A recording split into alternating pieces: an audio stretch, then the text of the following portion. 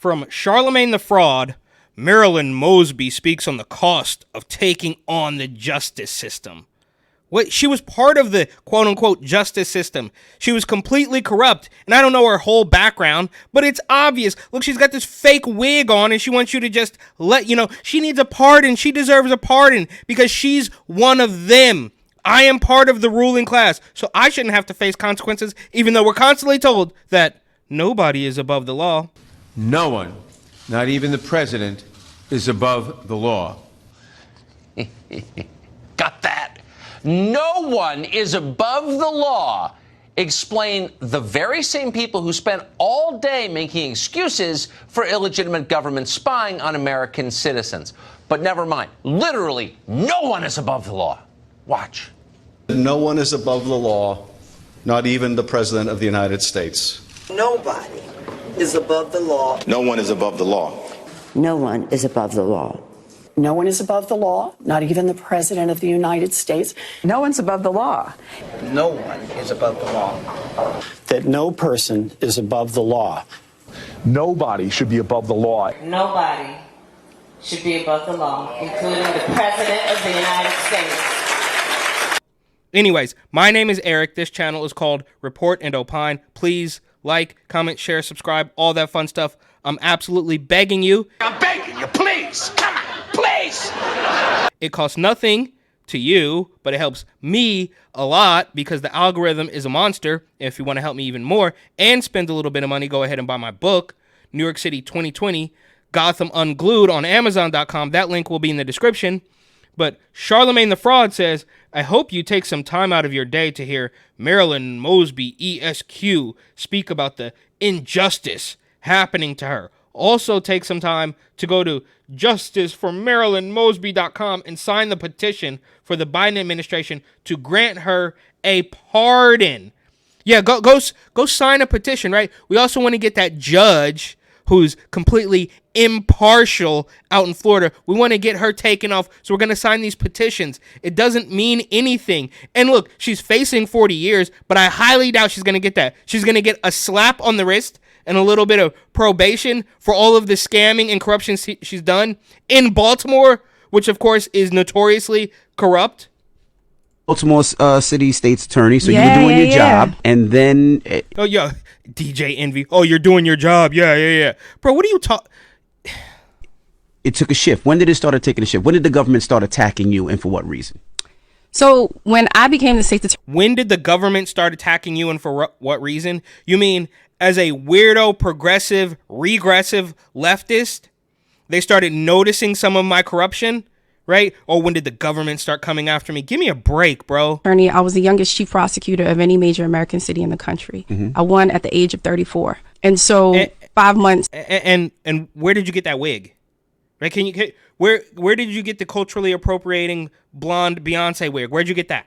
Into my first term, a young black man by the name of Freddie Carlos Gray Jr. was killed in the custody of police. Oh, here we go. Oh, we're going to pull on these heartstrings. Oh, Freddie Gray. You remember Freddie Gray? As if the years haven't gone by and we've seen nothing but corruption out of this weird BLM movement. When he was unconstitutionally arrested, placed into a metal wagon, head first, feet shackled. She pretends that they want to care about the Constitution, right? Even though you've done numerous unconstitutional things, I'm sure, and you just deserve a pardon from Biden because I'm one of them. And handcuffed, and his pleas for medical attention were ignored. I followed the facts with the law. I wouldn't do anything differently, but I charged those police officers. And at that time, I was one of the first prosecutors in the country to attempt to hold police officers accountable for the death of a black man. And so that wasn't happening in this country. And so it immediately came with a great deal of backlash. You know, I got hate mail and death threats, but that's when they started. Oh, yeah. I'm the victim. I helped kick off this spate of irrationality, and they just came down on me for that. Who's buying this? Started to come for my law license. They were trying to, do whatever they could to break me. And what we learned out of that case, those officers were acquitted. In my opinion, the police department sabotaged the case. So in 2016, when I dismissed it, we put out a slate of police accountability reform proposals that were... But what does this have to do with why you are facing 40 years? Subsequently adopted nationally after George Floyd. You can go on record and you can see those same sort of proposals.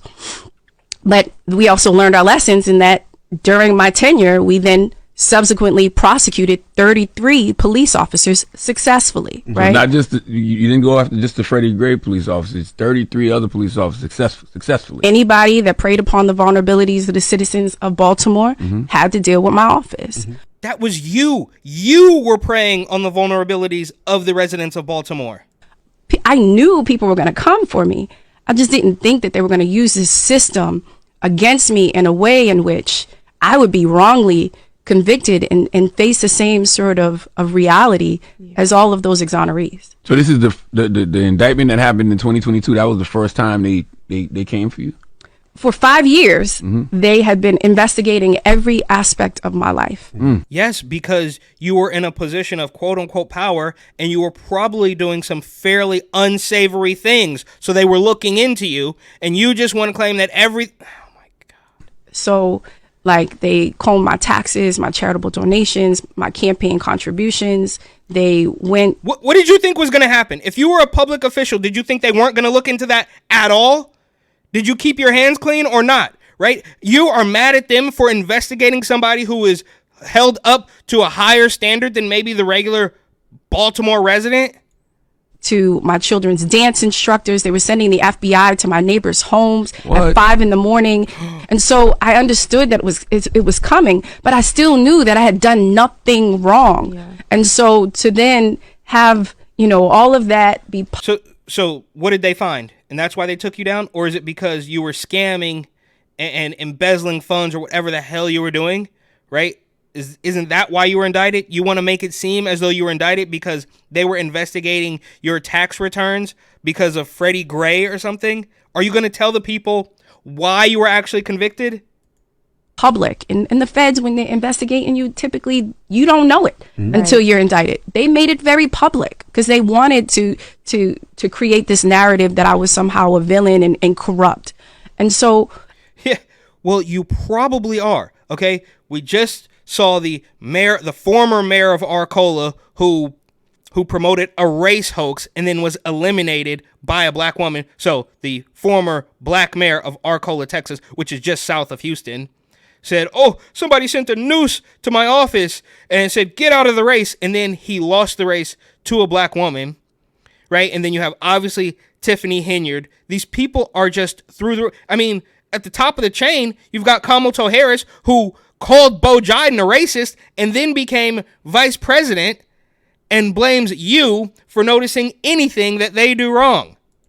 I was shocked when they came back and they indicted me of withdrawing my own money, the money that I put away every 2 weeks out of my retirement savings. The Baltimore Deferred Compensation Retirement Account. And made it out to be as if I was utilizing PPP loans or COVID. Yeah, because you claimed a financial hardship because of Rona.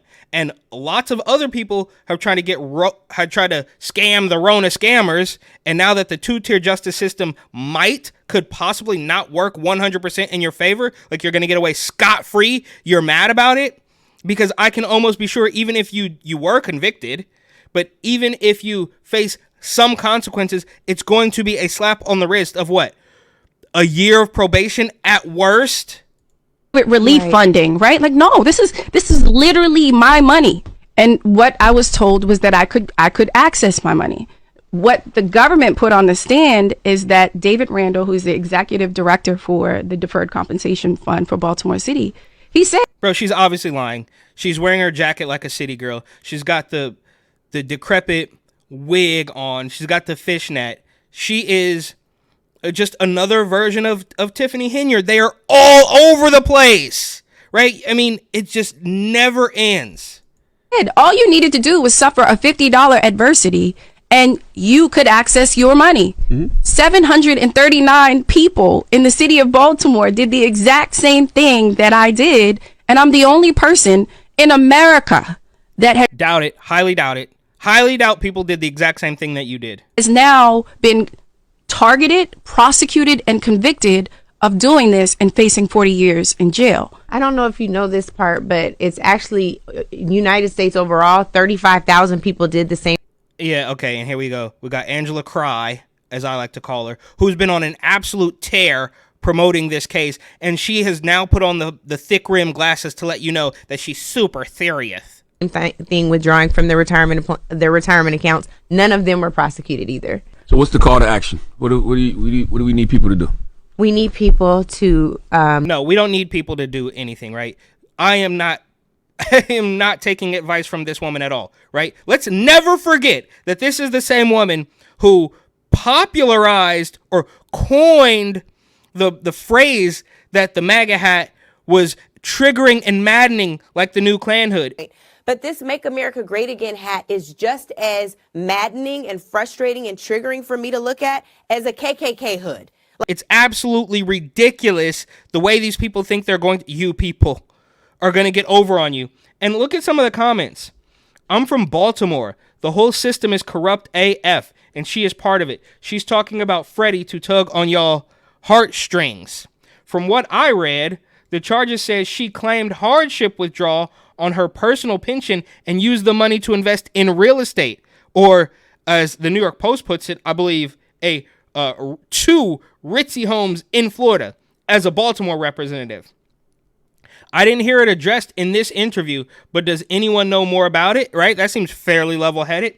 I'm not signing no petition for her. Lock it up. She was convicted of fraud, the PPP loans, and using them to buy houses in Florida is not smart on her behalf. This has nothing to do with prosecuting police officers. You do the crime, you do the time.